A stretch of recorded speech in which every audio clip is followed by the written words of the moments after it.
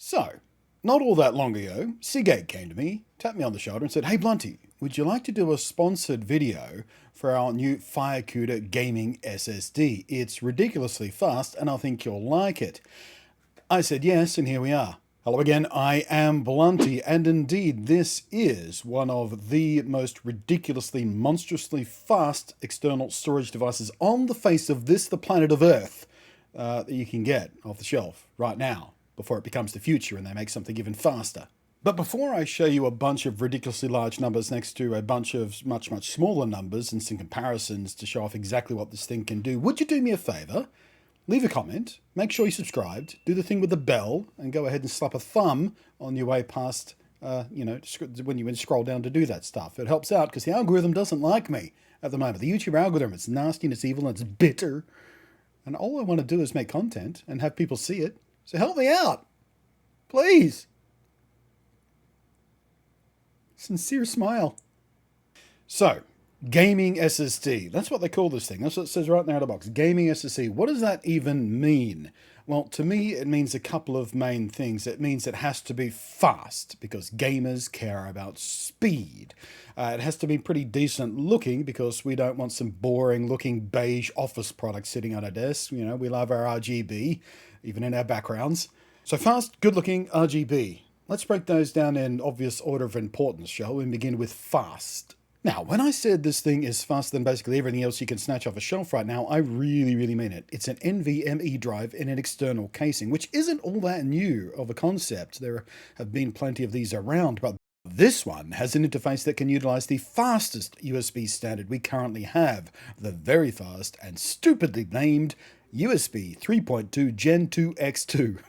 I genuinely hate the naming scheme that's currently for these USB things. It drives me bananas, and I wouldn't blame you if you get confused. So let's break it down real quick. Regular USB 3.2 kicks in at about 5 gigabits a second. Easy. USB 3.2 Gen 2 doubles that to 10 gigabits a second. Then you've got what this uses, USB 3.2 Gen 2 X2, which kind of means it's 2 Gen 2 3.2s. See why I'm angry at this?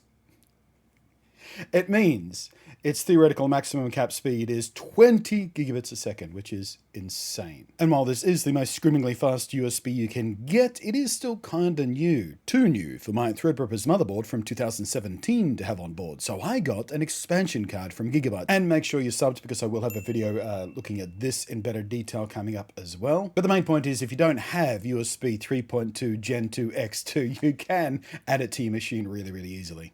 You can also, of course, use this on the previous generation USB ports, but you won't be getting the maximum speed because, well, they can't do that. But it is backwards compatible. So if you don't have the super duper fast USB 3.2 Gen 2 X2, I get angry every time I'm forced to say that, you can still use this thing and, you know, have it ready for when you do get a machine that does have the capability to drive this thing at its absolute maximum. But the task of achieving that speed aside, let's look at what that speed actually does in real-world practical examples, because that's how I roll. For the gaming side of things, I tested first a few open-worldy type games, ones where load times were pretty severe in their original natural states, and without shock I found it beats my internal hard drive and a normal USB 3.2 external drive on load times in Rise of the Tomb Raider.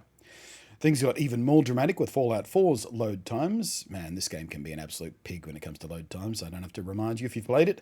But the FireCuda Gaming SSD, an external drive, I'll remind you unnecessarily, matched the performance of my internal SATA 3 SSD and obliterated the 7200 RPM hard drive. And the story was identical on fast travel times, actually beating the internal SATA 3 SSD and making the hard drive look like a heavily medicated sloth.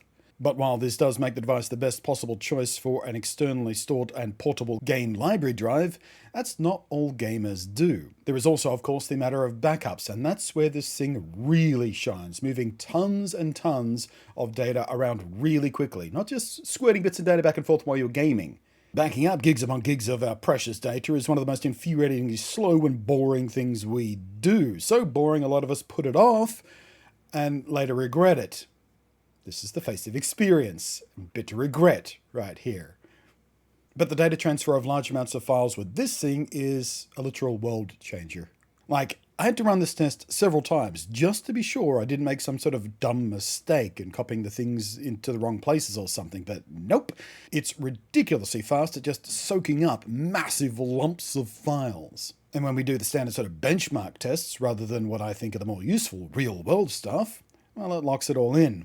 The long and the short of it is, it's faster than internal hard drives, but you'd expect that. It's faster than a normal USB 3.2 external drive, but you'd expect that. As I've shown with the game stuff, it can be faster than an internal SATA 3 SSD drive, but it also came within remarkably near spitting distance of a class-leading high-performance internal Gen 3 NVMe drive, which is just all kinds of amusing to me for an external USB drive to do that.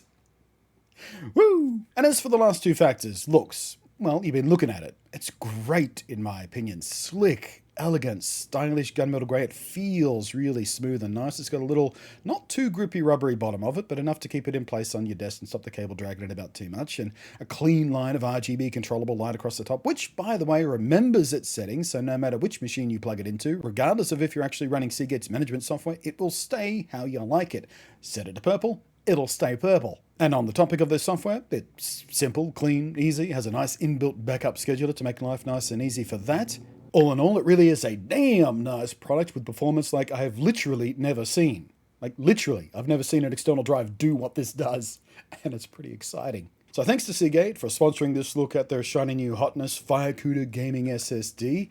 I strongly recommend you look into it, even if you don't need an external games library, just for backups alone. Trust me. Trust me, making backups super clean, simple and fast and easy is going to make you do backups more often, and you'll thank me for it. I promise you. Sooner or later, you'll thank me for it. Again, bitter experience, face off. Thank you very much for watching. I am Blunty. Thank you as always to the patrons floating up above there. You make a huge difference. Just spiritually and also cash, money as well. It all helps.